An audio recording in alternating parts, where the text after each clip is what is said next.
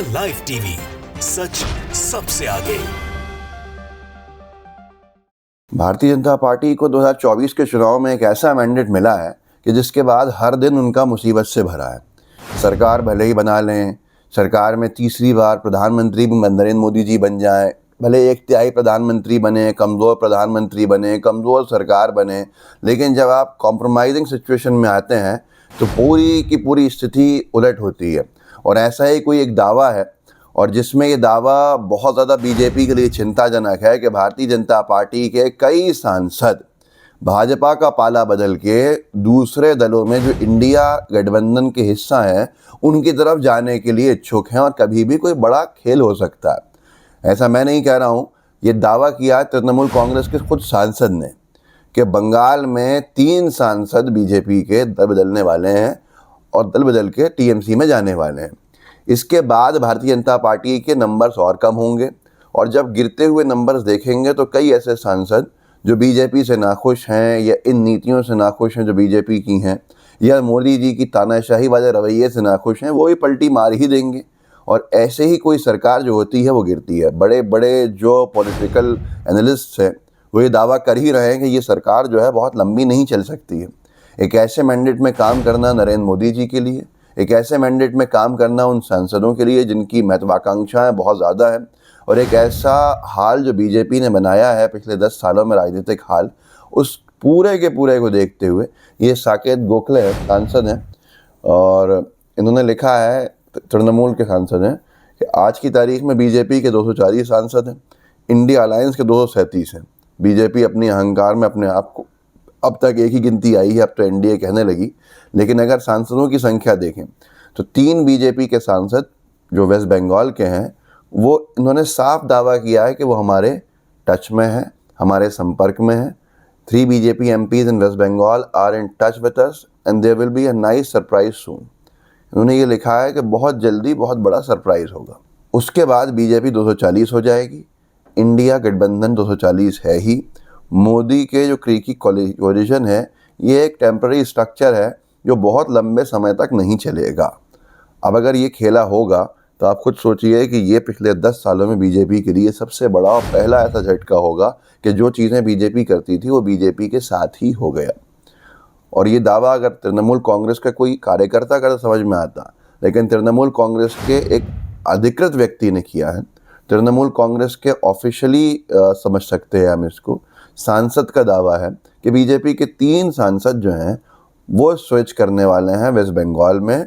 और जिस वेस्ट बंगाल में प्रशांत किशोर बीजेपी को सिंगल लार्जेस्ट पार्टी बना रहे थे, न जाने मीडिया क्या क्या कह रही थी, उस वेस्ट बंगाल में बीजेपी की हालत और खस्ता होने वाली है, ये आने वाले समय में दिखेगा। इसी के चलते बहुत सारी चीज़ें अब और सामने आ रही हैं जो इलेक्शन के दौरान खेले हुए हैं, जो इलेक्शन के दौरान गड़बड़ियाँ हुई हैं, वो भी आपको समझना चाहिए। तो माहौल जो है प्रशासनिक स्तर पे हो या जनता के स्तर पे हो, पलट रहा है। प्रशासनिक स्तर पे अधिकारी जो हैं वो बीजेपी के हिसाब से अब नहीं चलेंगे पूरी तरह से। जब उनको गलत तरीके पे चलाया जाए तो बहुत सारे इलेक्शन के जो घोटाले हैं वो उजागर हो रहे हैं, वो भी आपको बताऊंगा इस वीडियो में। और साथ में कैसे सरकार बनने के बाद महंगाई बढ़ी है, कैसे माहौल जो है वो बीजेपी के पक्ष से निकला है, और दूसरे घटक दल भी कैसे नाराज़ हो रहे हैं। अभी तो बात बीजेपी की हो रही थी, लेकिन इंडिया अलायंस के जो पार्टनर्स हैं उनकी तरफ से भी क्या कुछ किया जा सकता है वो भी आप इस वीडियो में समझिएगा ज़रा। तो एक तो बात ये हो गई कि तृणमूल कांग्रेस के तरफ से ये दावा है साफ तौर के ऊपर कि 3 सांसद बीजेपी के पश्चिम बंगाल के टीएमसी ज्वाइन करेंगे और इंडिया अलायंस की संख्या बढ़ के बीजेपी की संख्या कम होगी। वायर ने ये लिखा है कि कुछ मामलों में गिने ईवीएम के मतों की संख्या ईवीएम में डाले गए मतों की संख्या से कम है। कुछ मामलों में गिने गए मतों की संख्या में कभी संबंधित सीट पर जीत के अंतर का लगभग आधा है।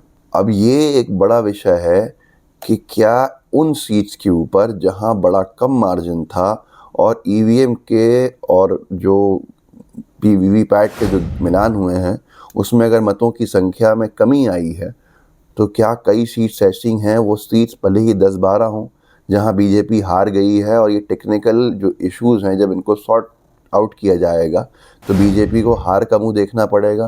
क्या अभी भी रिजल्ट्स बाकी हैं? क्योंकि मैं फिर से सुनाता हूं आपको, दवाया ने लिखा है कुछ मामलों में गिने गए ईवीएम के मतों की संख्या ईवीएम में डले गए मतों की संख्या से कम है। कुछ मामलों में गिने गए मतों की संख्या में कमी संबंधित सीट पर जीत के अंतर का लगभग आधा है। मतलब इतनी, जैसे अगर 2000 से जीते हैं तो 1000 वोट कम आ रहे हैं, 1000 वोट ज़्यादा पड़ गए हैं मशीन में और गिनने में कम आए हैं। तो ये बहुत बड़ा शायद एक अभी खेल बाकी बचा हुआ है, जिसके बाद सरकारों का क्या होने वाला है, किसके कितने कम होने वाले हैं, ये आने वाले समय पता चलेगा। माहौल वैसे ही बीजेपी के खिलाफ है। भास्कर ने लिखा है आटा महंगा होगा, गेहूं भंडार 100 साल में सबसे कम, विदेश से मंगाना पड़ेगा। प्रोडक्शन कह लीजिए या स्टोरेज कह लीजिए, वो 16 साल में सबसे कम है। मतलब मोदी सरकार के उसमें सबसे कम है। और ऐसे में जो गेहूं है वो भी महंगा होने वाला है, आटा प्रोसेस और महंगा होने वाला है, इंपोर्ट के ऊपर हम बहुत ज़्यादा जाने वाले हैं। क्या प्लानिंग थी सरकार की पिछले 10 सालों में, क्या कमी रह गई, इस सब की जिम्मेदार सिर्फ और सिर्फ नरेंद्र मोदी जी और उनकी सरकार है और कोई नहीं। अजीत पवार जी भी नाराज़ हैं। यहाँ टीएमसी खेल कर रही है पश्चिम बंगाल में, महाराष्ट्र में नेचुरली ऑर्गेनिकली खेल हो रहा है।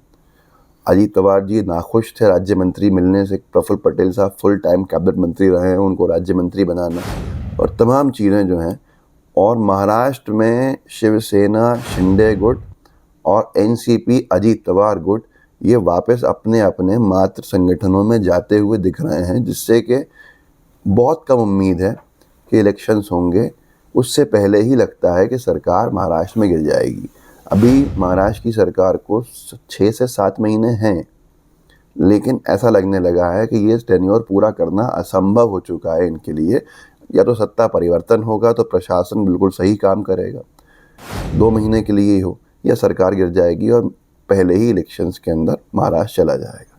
देखना है क्या होता है, प्रेसिडेंट रूल लगता है या महाराष्ट्र में महाविकास आघाड़ी सरकार बनाता है या क्या होगा। बड़ा दिलचस्प हो गया है और उसका असर सीधा केंद्र की मोदी सरकार पर पड़ेगा। तो इस वीडियो को आगे ज़रूर बढ़ाइएगा, लोगों को जागरूक कीजिएगा, व्हाट्सएप ग्रुप्स होंगे उनमें शेयर कीजिएगा जितना आप कर सकते हैं, ताकि और लोग जागरूक हों और लोगों को पता चले कि हो क्या रहा है। जय हिंद, जय भारत। द लाइव टीवी, सच सबसे आगे।